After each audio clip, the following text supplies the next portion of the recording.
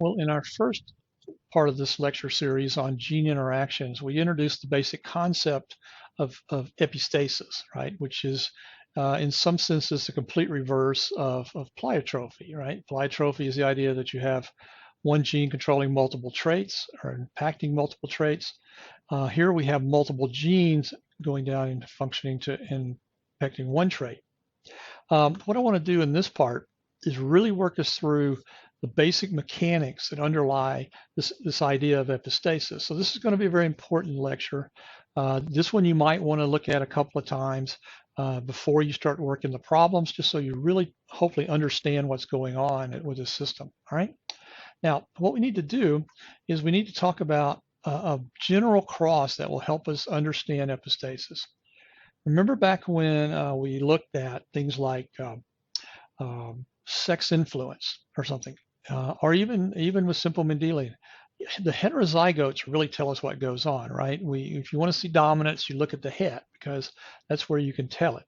If you looked at sex influenced, you look at the heterozygote to see whether the males or the females were affected as if in a dominant.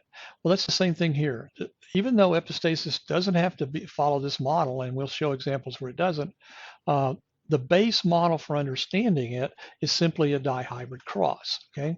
And it's a double dihybrid cross because remember, we're dealing with the way that two loci, an A locus and a B locus, interact, okay? So we've got a complete heterozygous dihybrid cross, as it's called, or a double heterozygous cross, okay? Now, Mendel's Big Six, this page I keep sticking in your face, is not going to fail you, okay? It will not fail you. Segregation's going to work. Assortment's going to work. It's simply that you're going to have to look at the mode of inheritance to see what the actual phenotype is once you create the genotypes from segregation and assortment, which means here what we're really crossing is big A little a times big A little a, giving us a 1 to 2 to 1 expected ratio, right?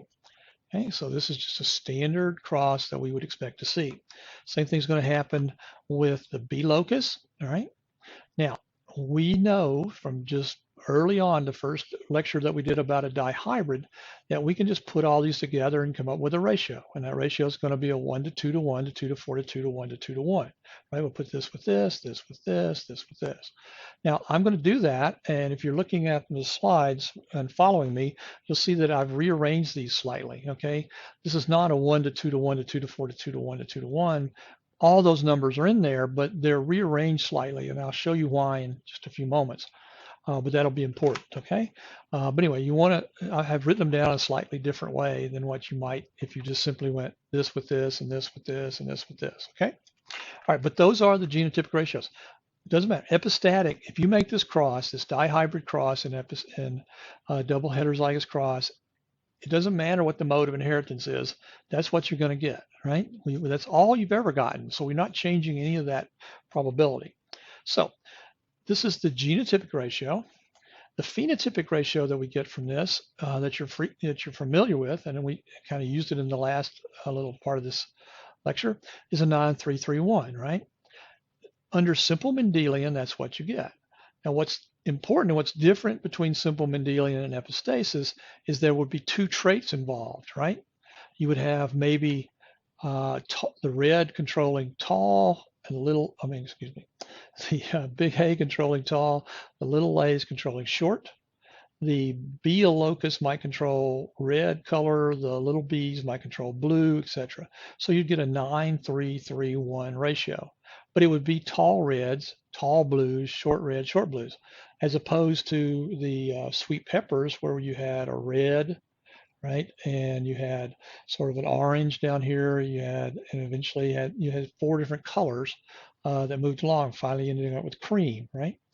Well, the reason I rearrange these this way is so we can show you, just thinking about it, how we actually get these genotypes, right? That relate over these genotypes into these phenotypes. So what we're saying is anything over here that has a big A and at least one big B, it doesn't matter if it has 2 big A's and 2 big B's, that's going to be tall red, right? So this is going to be tall red, that's going to be tall red, that's going to be tall red, that's going to be tall red. So if we add all those up and we kind of take them together, that's where we get 9. It's 4 plus 2 plus 2 plus 1 to give us 9, right? Same argument for tall blue in this case, which is I got to have one big A and two little b's. It doesn't matter whether I have two big A's or not. As long as I got one of them and two little b's, I'm going to be tall blue in this example. And this is just a made-up example, so don't, it doesn't anything special about it. If I have two small A's and one big B, I get short red, and obviously then the last thing I can have down here is this, which is two little A's and two little B's, turns out to give me a short blue, the complete double high, the recessive for both dihybrid. Okay, I'm going to use this ratio over and over again. If you want to and make some space, you can actually go along and draw it up like this, because what I'm going to do is I'm going to talk about 4 modes of inheritance. Okay, 4 epistatic modes of inheritance, and so you could put one here, one here, one here, one here if you want to do it that way. Okay, that's why this slide looks like this. So my intention is just to walk us through 4 of the very common epistatic modes of inheritance and show you the types of ratios that you would expect if you make this cross. I'll then talk about some of the others that the book points out and we see at other places. And then afterwards, when we go into the next series of lectures, we'll talk about, well, what happens if it's not this double heterozygous cross? Maybe it's still dihybrid, but now you're crossing with a little a, or something like that. See what happens to those, okay? And it's nothing big. It's just actually going to be a lot easier to do that, right? So let's start out with what we have. I call this cross, and it depends on different books and different places, but I call it a single dominant epistasis. The signature of this is a 12:3:1 assortment ratio, phenotypic assortment, right? Now notice that 12 plus 3 plus 1, it adds up to 16, and that's the 16 parts you have here. We're simply going to rearrange them, okay? So here's our genotypic ratio. Here's our phenotypic. The way I'm going to rearrange it is say that anybody that gets one big A, that's all of these guys right here, doesn't matter what everybody else is, this takes over and actually controls what you see. Once you get 2 little A's, then you can look over and just look at whether you got big B's or little B's to determine what else you're going to have, okay? So you have this arrangement like this. Just to give you an example of this, red, white, and green, we're talking about squash color, okay, and we'll work out why this works in just a moment. But squash color, okay. In this particular case, all of these have a big A, right? So there's, if you count all those up, there's 12 of them, 12 possible genotypic combinations to give you that. So those are white. There are 3, 2 plus 1, 3 to give you this, and then finally the 1 to give you green, okay. Now, when we first defined epistasis, we said one of the things that ways it happens is that it's an interference, right? It can be one locus interfering with the other. And that's exactly what's happening here. The white locus, this A allele in this form, this dominant form, once it takes over, it just blocks any other color, all right? And then you've got to have 2 little A's in order to see what the color is in the B locus. That's basically how it works. So, if you were to turn your lights off in your room, and it was completely dark, you had all the shades drawn, or it's midnight, you can't see what color the chairs are in front of you or something, right? Well, that's like having big A here. It's turn the lights off. All little a does is turn the lights on. Now you can look over and see if that chair is blue or green or orange or whatever, okay? So this is a light switch on off, and then this determines the color. If you turn the lights off, it doesn't matter what genotypic combination you have. All right, just to kind of explain a little bit how this works, right? We have a mode of inheritance. This is our first epistatic mode of inheritance. So if you see a 12:3:1 ratio, I'd like for you to write down single dominant epistasis, okay? And that's what it is. It's single dominant epistasis. It's two loci in this case, affecting one trait, which is the color. Now, mechanically what happens to give you this is this. There's a lack of color starting out in this process. There's an enzymatic modification that takes you to green. There's then a second enzymatic modification that takes you to yellow, something like this, okay? Well, you can imagine if you block it here, you're going to just end up with white. If you block it here, you're just going to end up with green, and etc., right? And that's exactly what happens. If you have this A genotype, it essentially blocks and stops this whole process at white. It doesn't matter that these other enzymes may be active. There's no substrate for them to act on. So even though they're perfectly good, you never get past this first step. All right. However, if the light switch is on and you have two little A's, then it says, okay, you may proceed. The enzymatic activity occurs and you end up with green. Okay, everything looks good and everybody's fine over here. Okay, if you have the BB homozygous for that second locus, so we're off over here somewhere, so the light switch is turned on, now we're off over here somewhere. If you have that, it blocks the second enzymatic action. Okay, either it's a mutant enzyme, it doesn't function, so you stop at green. Okay, then only if you have the big B and you have two little a's here, which allow color to be done, you make it all the way over here to yellow, right? That's the only way you make it finally to yellow. So it's just part of a biochemical process, and there are multiple stop points where these different loci interact with each other to allow the production of color. All right, so that's 1231 is a single recessive epistasis. Okay. Let's take that same setup, same cross, not doing anything new, same genotypes expected.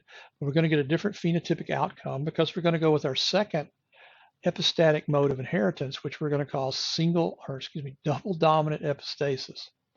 Double dominant epistasis, it gives me a ratio of 15:1. Phenotypically, okay, we expect 15:1. The 1 comes from down here. We'll see in just a moment where it comes from. The 15 comes from everything else, right?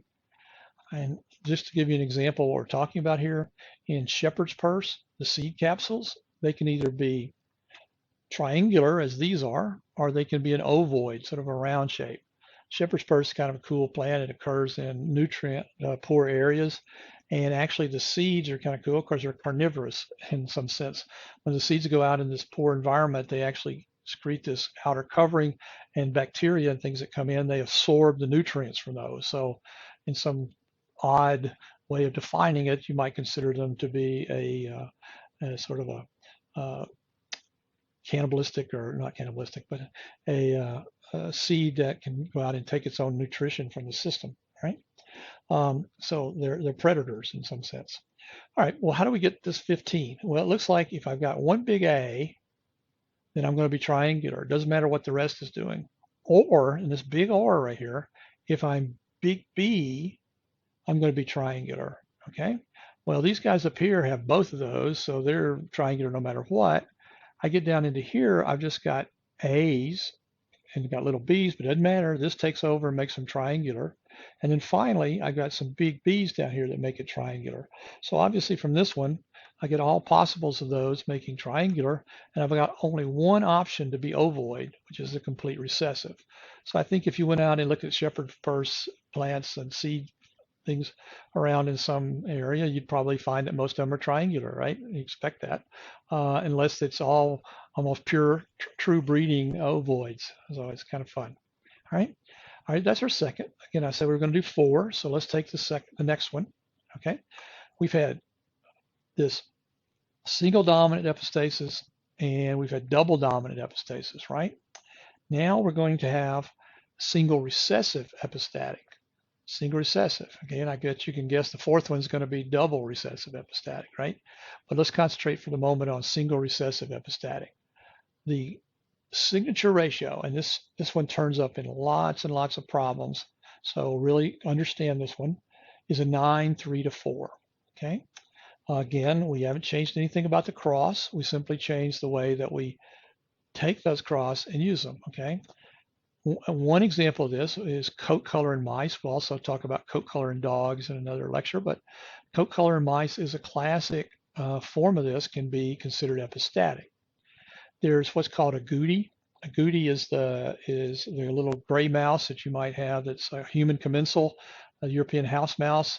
It's the wild type. It's what's found around, running around all over the world. It's the little gray mouse that gets into everything. A goody is caused by having a big A and a big B alleles, and it doesn't matter what the others are. So anywhere up here that you have big A, big B, which adds up to 9, you have a goody. All right. Having two little B's drives you along to black, right? And then sort of reverse of what we saw as single dominant in single recessive, this is the light switch. A is still the light switch, But this time, only these turn the lights off, right? So if you have two little A's, you're going to end up with no color. It's going to be albino. It won't matter whether it's a big B or little b or what's over here, whether it's supposed to be a gooey or black, you can't see it because this turns the lights off, right? And again, the way we get this is very similar to what we did before. The 9 to 3 are exactly like a 9:3:3:1 ratio in Mendel. But now what we're going to do is anytime we have two little A's, we ignore the B's and just add them up, and there's going to be 4 of those that are going to produce it, okay? 9:3:4. Really think about that ratio. You're going to see it a lot. Notice that just like a 12:3:1, the single dominant, like a double dominant, 15:1, this all adds up to 16 parts. That adds to 16 parts. The reason is it's a double dihybrid cross. There's nothing magical about it. It's a simple Mendelian outcome. All right, let's go to our last one. As I said, we had single dominant, double dominant, single recessive, and now guess what? We have double recessive, okay? This is going to give us a signature ratio of 9 to 7.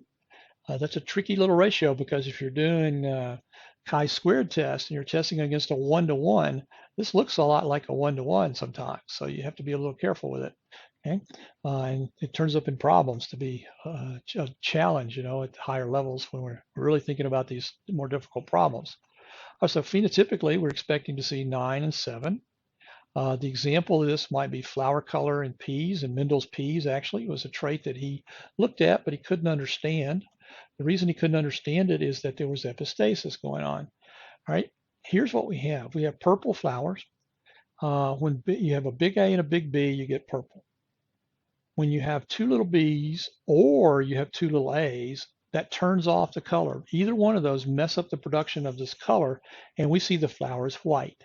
Okay, so this is a double recessive in the sense that either this or this. Yeah, so this guy's just got it fully right here, right? He's got recessive for the A locus and the B locus. But this one's got color turned off. This one's got color turned off. This one has color turned off. And this one has color turned off. But because of different loci, this one turns the color off one time, this one turns it off the other time.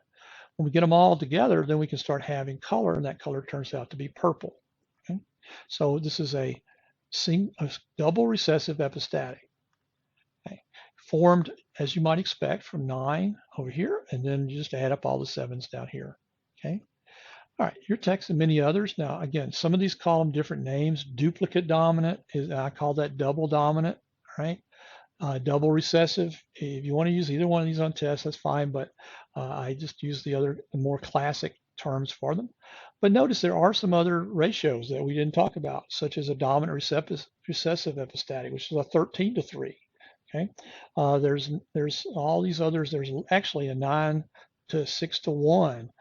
There's all sorts of odd types of ratios. In fact, flower beetles, which are these little beetles that little crawl around in flower bins and stuff, or if you leave them around for a while.